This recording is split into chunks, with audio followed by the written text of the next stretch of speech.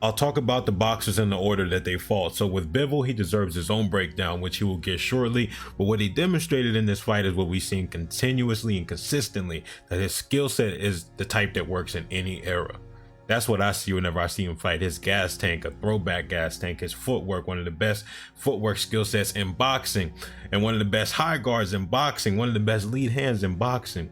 The winner between him and Beterbiev will almost undoubtedly be a top 5 pound for pound. And depending on how Beterbiev shows up versus Callum Smith in his next fight, I'll probably lean Bivol. It's tough to pick between the two because it's like an unstoppable force. Both of them are just, yeah, that's a crazy fight. As far as skills go, Bivol was one of the most complete fighters in the world.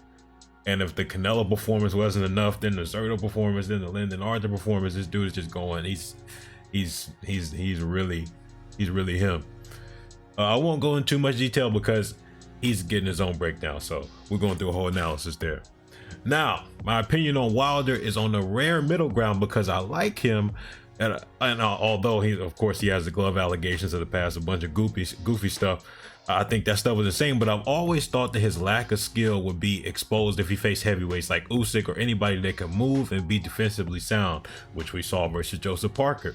What Wilder shows is that these big, slow heavyweights, which is coincidentally on the screen, these big, slow heavyweights of the modern era don't stand up to any real scrutiny when we're comparing them to the 80s and the 90s and stuff like that, which is why he was able to knock them all out. They can't get out the way of that right hand. But the classic heavyweights that can move like in the past, or like Usyk right now, or what Parker demonstrated to a certain extent, they're showing levels, right? Size isn't everything. But when Wilder was fighting these bigger dudes, size meant they couldn't get out the way, and so he could track them down. Now, normally I don't like retirement talk unless I see somebody uncharacteristically different from how we're used to seeing them.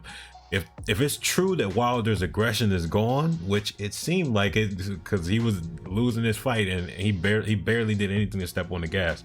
So if he really has no more aggression, then it's time for him to go, in my opinion. Unless he wants the AJ fight, but if you can tell based on the way I'm talking, I think you know who I think would win.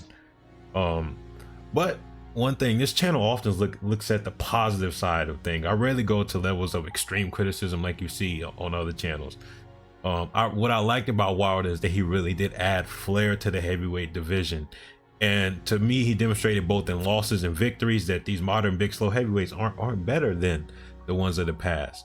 And since he was so athletic and fast and stuff like that, he was able to take advantage of that. And then obviously he's an amazing knockout artist. I still think his power is tremendous. I still think he's one of the hardest hitters of all time, which people try and take away from him. I'm like, I don't think he's skilled, but I think his power is serious. It absolutely is serious. But the way you get away from that power is having the skills to avoid it. Somebody with footwork, somebody with defense. And we saw that from Joseph Parker, and to a certain extent we saw that with Fury, and we definitely would have saw that with Usyk. And that goes to the question in the title: is Wilder overrated? To a certain extent, absolutely, because people say he would beat Usyk, and that's kind of what we're going to talk about at the end of this. Is skills pay the bills? That power is serious. Attributes are important, but skills override everything at the end of the day. But the only thing keeping Wilder in the conversation in the first place was a single power shot. And that one trick worked on a lot of people, but every time he stepped up to the next level, we see what happens. And also don't forget the important part. This is the most, we always forget this part. Give credit to Joseph Parker, because we always focus on the more popular fighter with the bigger name after they get beat up. It's like everyone kind of gave credit to Bivol for what he did to Canelo, but since it's Canelo, people were really focused on, oh, Canelo's trash. It's like, well, what about Bivol being great, right? It's not just that Wilder's trash. He knocked out 40 other heavyweights, right? A lot of those dudes weren't amazing, but it's not like Wilder wasn't a good fighter. He's not a very skilled fighter, but look at what he did with Tyson Fury, Luis Ortiz. Skills are one thing, but how was he performing? He was able to win so many times, and so Joseph Parker did great in there as far as neutralizing Wilder, and he deserves so much credit for being in there 12 rounds with Wilder. The only person to do that is Fury. So give that man credit for his performance. Now to Anthony Joshua. Tonight he was fighting the way that he always should be. Relaxed, loose, confident, setting traps, counterpunching. And what you see is when he's not in there with somebody like Usyk, who has so many stylistic foils to AJ's game, the hand speed, the footwork, the IQ, so on and so forth. The only person that can even come close to giving AJ a tougher fight is Fury, and I'm not sure that he would.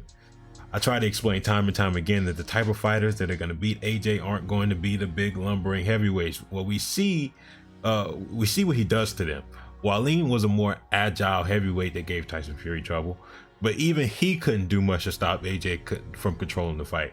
When you pay attention to a person's losses, it can blind you to how successful they really are. AJ was one of the best and has been one of the best. He is one of the best and he will be as long as he's fighting the way he is right now. What we saw tonight was a demonstration of skills. They don't just pay the bills, that's one thing. They do so with interest. Because if you're relying on attributes that wane over time, you'll see your career begin to do the same. But if you have a mastery over the fundamentals and have developed the skills to match that mastery, your career is more likely to be long and prosperous.